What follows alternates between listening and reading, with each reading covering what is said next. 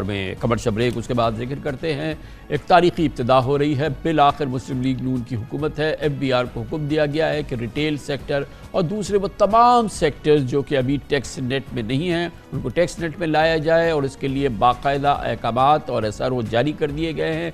हर दुकान, हर पार्लर, हर क्लब, हर अस्पताल, हर क्लिनिक, हर डॉक्टर, हर वकील को अब POS दिया जाएगा, पॉइंट ऑफ सेल्स होंगे उनके पास और बाकायदा उसकी रसीद जारी होगी और इस तरह से इस पूरे निज़ाम को टैक्स नेट में लाने का बड़ा तारीखी इब्तिदा की जा रही है। इसकी बात करते हैं छोटे से वक्फे के बाद। दुनिया भर में तमाम शोबों के लिए मुतवाज़िन टैक्स निज़ाम तरतीब दिया जाता है, मगर पाकिस्तान में पाबंदी से टैक्स देने वालों को ही मज़ीद निचोड़ा जाता है।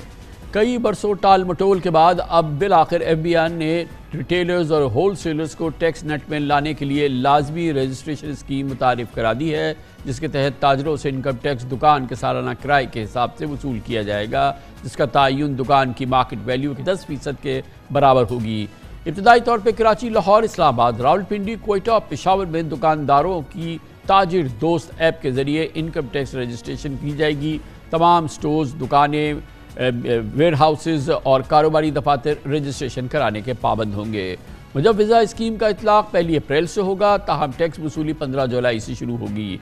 स्कीम के तहत हर दुकानदार हर महीने की 15 तारीख तक माहाना एडवांस इनकम टैक्स अदा करने का पाबंद होगा। अगर किसी दुकानदार की आमदन इनकम टैक्स की अदायगी के काबिल नहीं होगी तो उसको कम अज़ कम सालाना 1200 रुपये बतौर इनकम टैक्स देने होंगे। अभी एक अहम और पेशरफ्त हुई है और जिसके तहत जुमे को FBR ने एक नया SRO जारी किया है, जिसके तहत अब एक्सचेंज कंपनीज, निजी तालीमी इदारे, private hospitals, restaurants, guest houses, marriage halls, courier services, beauty parlours, health clinics, medical laboratories को भी इस साल 1 जुलाई से पॉइंट ऑफ सेल से लाजमी मुंसलिक होना होगा। बिलाशुबा पाकिस्तान में सालाना करोड़ों रुपए का कारोबार करने वाले अक्सर अफराद एक तनख्वाहदार मुलाजिम से भी कम इनकम टैक्स देते हैं। नून लीग और PTI की हुकूमतों ने दुकानदारों पर फिक्स टैक्स लगाने के मुतादिद फैसले किए, लेकिन कामयाबी नहीं मिल सकी। अब SIFC के छतरी तले ताजरों के लिए नई इनकम टैक्स स्कीम के नफाज से IMF की एक और शर्त पूरी हो जाएगी और शायद लाखों रिटेलर्स और होल सेलर्स टैक्स नेटवर्क में आ जाएँ। वज़ीर आज़म शहबाज शरीफ का कहना है कि टैक्स का दायरा तमाम शोबों तक फैलाया जाए तो पाकिस्तान में 14,000 अरब रुपए सालाना टैक्स जमा हो सकता है। गोया कि जो इस दफ़ा का हदफ है उससे 50% ज़्यादा। बहुत अहम मौजू है, इस पर बात करने के लिए हमने दावत दी है पाकिस्तान में टैक्स उमूर के बहुत ही मुस्तनद माहिर जनाब ज़ीशान मर्चेंट हमारे साथ मौजूद हैं। बहुत बहुत शुक्रिया मर्चेंट साहब। ये बात तो बहुत बार होती रही है, लेकिन ये पहली बार लग रहा है कुछ सीरियसनेस इसमें है कि जो अनडॉक्यूमेंटेड सेक्टर है या जो हमारा टैक्स नेट से बाहर सेक्टर्स हैं उनको टैक्स नेट में लाया जाए और इसके लिए पहला फोकस करा जा रहा है रिटेल सेक्टर्स और होल सेल सेक्टर्स को, और उसके लिए तयन किया जाएगा कि उनकी दुकान कहाँ पर है, उसकी मार्केट वैल्यू क्या है, उसके 10% के हिसाब से उनसे एक फ़िक्स टैक्स वसूल किया जाएगा। ये काबिल अमल है? बिस्मिल्लाहिर्रहमानिर्रहीम। कमरान साहब देखें, हर दौर में चेंजेस हम एक्सपेक्ट कर रहे होते हैं और चेंजेस आ रही होती हैं। जो इस पिछले कुछ अरसे से एक फोकस है वो डिजिटाइजेशन की तरफ है और IT सेक्टर को फ़रोग देने के सिलसिले में ये बहुत सारी चेंजेस आती जा रही हैं। इसमें से एक जो अभी हमने देखा है, जिसमें से एक का जिक्र आपने किया, हम उसको आगे डिस्कस भी करेंगे। जो रिटेलर्स के लिए स्कीम एक जो अब ले आके आए, ताजिर दोस्त स्कीम जिसको कहा जा रहा है, इसमें यह है कि अगर आप रिटेलर हैं, होलसेलर हैं, आप छोटा बिजनेस करते हैं तो आप उसमें अपने आप को रजिस्टर कराएंगे। जैसे आपने कहा अप्रैल से रजिस्ट्रेशन होगी और जुलाई से इसका टैक्स देना होगा। अब इसमें यह है कि अगर एक दुकान जिसमें FBR वैल्यू को देखा जाएगा कि अगर एक दुकान की सपोज़ कीजिए FBR वैल्यू जो है 1 करोड़ रुपए बनती है तो उसका 10% यानी कि 10 लाख रुपए जो है उस टैक्स पेयर की इंडिकेटिव इनकम तस्वुर किया जाएगा और उस 10 लाख रुपए पे जो टैक्स लगना है, सपोज़ कीजिए लाख रुपए अगर लगना है तो उसको 12 एक साथ में वो हर महीने दे सकता है, या अगर यकसा देना चाहे तो उस पर 25% का डिस्काउंट होगा और वो टैक्स अदा कर दिया जाएगा। क्वेश्चन ये है कि इनिशिएटिव बहुत अच्छा है और अगर ये इम्प्लीमेंट हो जाए तो इससे पाकिस्तान पहली कॉम्प्लिकेशन ये दूर कीजिए कि क्या FBR के पास बिल्कुल क्लियर हमारे पास डॉक्यूमेंटेड है कि अकबरी मस्जिद की जो दुकान है 10 बाई 10 की और एक जोड़िया बाज़ार की 10 बाई 10 की और एक जो है वो PCHS में 10x10 की दुकान है, तो उन्होंने तो कहा 10x10, और जो उसकी मार्केट वैल्यू है FBR को एग्जैक्ट पता है कि उसकी क्या वैल्यू है, वो कहाँ लिखा हुआ है? देखिए सेक्शन 68 है इनकम टैक्स ऑर्डिनेंस का, जिसके तहत FBR जो है फेयर मार्केट वैल्यू पब्लिश करता है। अब वो इलाके की वैल्यू पब्लिश कर देता है। फॉर इंस्टेंस अकबरी रोड की वैल्यू पब्लिश कर दी कि यहाँ पे दुकान की पर स्क्वायर फीट वैल्यू जो है सपोज कीजिए 20,000 रुपये स्क्वायर फीट है, तो उसके हिसाब से ये 10x10 एक तो कंप्यूट हो जाएगा। जब समझिए उस 10x10 को कंप्यूट करेंगे और वो 2 करोड़ रुपए बनता है, तो 2 करोड़ रुपए के हिसाब से उसका 10% 20 लाख रुपए जो है वो उसकी इनकम बन जाएगी, उस पर टैक्स देना होगा। सवाल ये है कि जिन ताजिरों के लिए ये स्कीम लाई जा रही है, क्या उनको इसमें उनके साथ डिस्कशन कोई हुआ है या नहीं हुआ ये स्कीम लाने से पहले? क्योंकि आपको याद होगा पिछले साल पहले 2 साल पहले 3,000 रुपये महीना की स्कीम आई थी कि 3,000 रुपये रिटेलर दे, मजीद कोई टैक्स ना दे, उस पर कितना हंगामा हो गया था। जी वो मरियम नवाज साहिबा ने एक ट्वीट करके वापस वो खत्म कर दिया। तो इसका मतलब ये है कि जब वो टैक्स नहीं हासिल हुआ तो ये टैक्स तो उससे ज्यादा है। यानी ये 1,200 रुपये जो आप फरमा रहे हैं, ये 1,200 रुपये महीना है अगर किसी की इनकम टैक्सेबल नहीं है, यानी उसे 1,200 रुपये महीने के हिसाब से तो देना ही देना है, यानी साल का 14,400 रुपये टैक्स देना है। और इसके अलावा अगर उसका टैक्स ज्यादा बनता है तो वो ज्यादा टैक्स देगा। तो क्वेश्चन मेरा ये है कि क्यों इस स्कीम लाने की इस वक्त ज़रूरत पड़ी?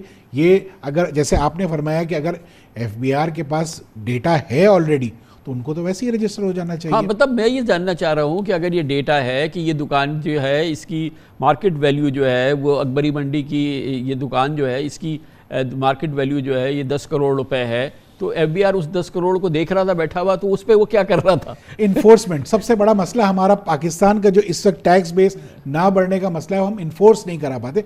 कानून बन जाता है, कानून को इन्फोर्स नहीं करा सकते। पिछले मेरा मतलब ये कि ये SRO आ गया, 1 अप्रैल से आप अपने आप को रजिस्टर करा लें, मिसाल के तौर पर 90% दुकानों ने नहीं कराया, तो फिर क्या होगा? फिर क्या करेंगे? यही मेरा आपसे, मैं भी यही कहने वाला था कि अगर 90% लोगों ने कराया फिर क्या करेगा FBR को पता तो है भाई। देखें, ये हम बहुत अरसे से सुनते आए कि 30 लाख रिटेलर हैं पाकिस्तान में कम से कम, और 30 लाख रिटेलर्स का डेटा भी FBR के पास मौजूद है। लेकिन पाकिस्तान में टोटल टैक्स पेयर जो है वो करीबन 40 लाख के करीब है। तो जब 30 लाख रिटेलर का डेटा मौजूद है तो वो आइडेंटिफाइड तो हैं, सिर्फ उन्हें टैक्स नेट में लेना जो है इस वक्त एक इशू है। तो टैक्स बेस बढ़ाना, जैसे शहबाज शरीफ साहब ने अपनी अभी जैसे आपने वो सुनवाया बड़ा अच्छी तरीके से उन्होंने कहा कि टैक्स बेस बढ़ाना जरूरी है, लेकिन क्या कहने का ये है जिशान भाई कि ये तो छोटी छोटी दुकानों पे तो आप बाद में जाएं। अभी जैसे इन्होंने कहा कि शादी hall, catering service, beauty saloons, इसके अलावा प्राइवेट हॉस्पिटल्स, और आप ब्यूटी पार्लर्स, जिम्स, क्लब्स आ गए, सब आ गए इसमें। अब मेरी तो ये समझ में नहीं आता, या हम हॉस्पिटल में जाते हैं, लाहौर के हॉस्पिटल में बड़े में जाते हैं, कराची में मिसाल के तौर पर साउथ सिटी हॉस्पिटल जाए, डॉक्टर कोई रसीद ही नहीं देता, कोई रसीद नहीं, और वो क्रेडिट कार्ड के भी से पैसे नहीं वसूल करते। यानी कि सबसे बड़ा हॉस्पिटल है, सबसे मॉडर्न उसमें लोकेशन में हॉस्पिटल है, वो कहता है क्रेडिट कार्ड लूंगा ही नहीं। Credit cards are not accepted. पहले तो उनको असल में मसला ये है कि देखिए, मैं हमेशा से कहता हूं कि हमारे मुल्क का टैक्स रेट जो है वो बहुत ज़्यादा है। जब आप टैक्स रेट बहुत ज़्यादा रखेंगे और उस टैक्स जो भी दे रहा है उसको अगर उसका कोई इन रिटर्न कोई पाकिस्तान में उसको रिस्पांस ना आए तो फिर कोई टैक्स खुशी से नहीं देता। हाँ, दुनिया में क्यों लोग 40% भी टैक्स देते हैं?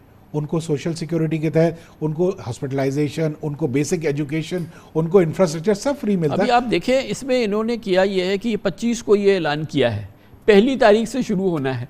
अब ये बताएं कि उसकी इन्फोर्समेंट का क्या तरीका कार बनाया है? ये बेचारा पाकिस्तान भर का ये 30-40 लाख दुकानदार, ये किस तरीके से इसमें होगा?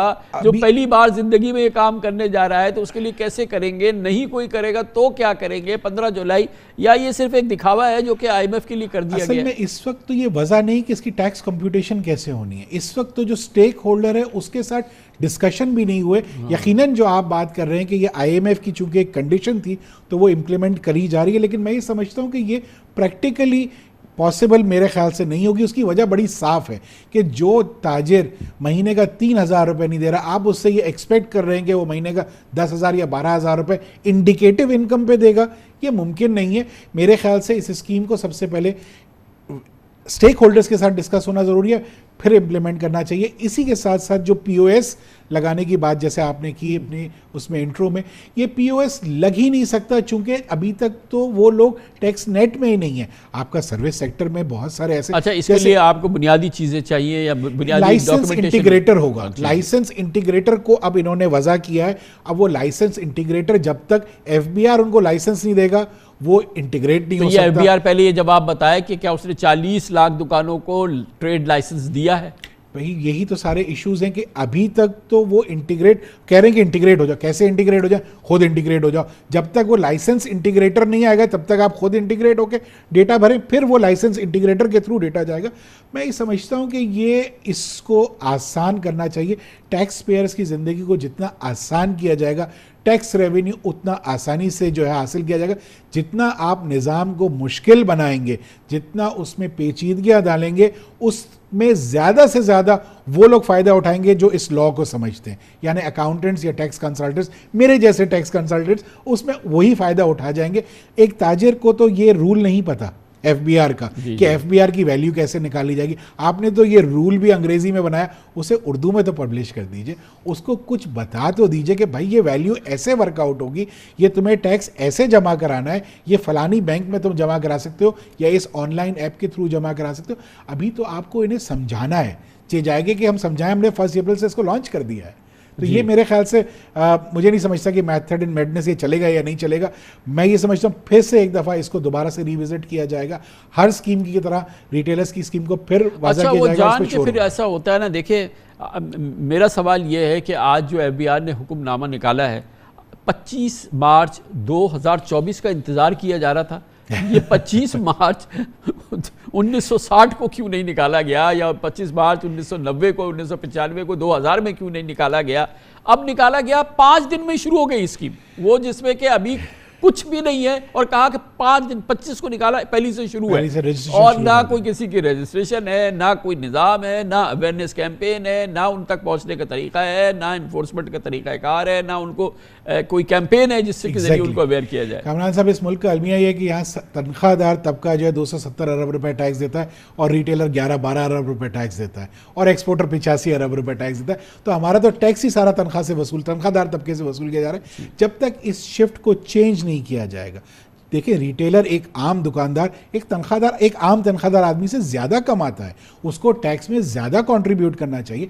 लेकिन बात यही है, रिटेलर, होलसेलर है, डिस्ट्रीब्यूटर्स हैं, ये सब लोग हैं, ये सब जो बिजनेसेस अपना करते हैं, जी बिल्कुल, जो अपना बिजनेस करते हैं वो ज्यादा ही कमा रहे होते हैं। मसला ये है कि writ of the government 1, will of the government 2, और इन्फोर्समेंट 3, जब तक ये नहीं होंगी, जब तक आप एग्जाम्पल्स सेट नहीं करेंगे, तब तक लोग आएंगे नहीं। हम माजरत के साथ, हमारी कौम जो है प्यार से नहीं समझती, वो एक ज़बान समझती है। जब तक सख्ती ना की जाए तो आपको कोई ना कोई एग्जाम्पल सेट करनी पड़ेगी, और ये बताना पड़ेगा कि अगर आप सही काम कर रहे हैं तो आपको कोई भी तंग नहीं करेगा। बहुत बहुत शुक्रिया जनाब ज़ीशान मर्चेंट हमारे साथ थे, साबिक सदर कराची टैक्स बार एसोसिएशन, मुस्तरद टैक्स के बाहर।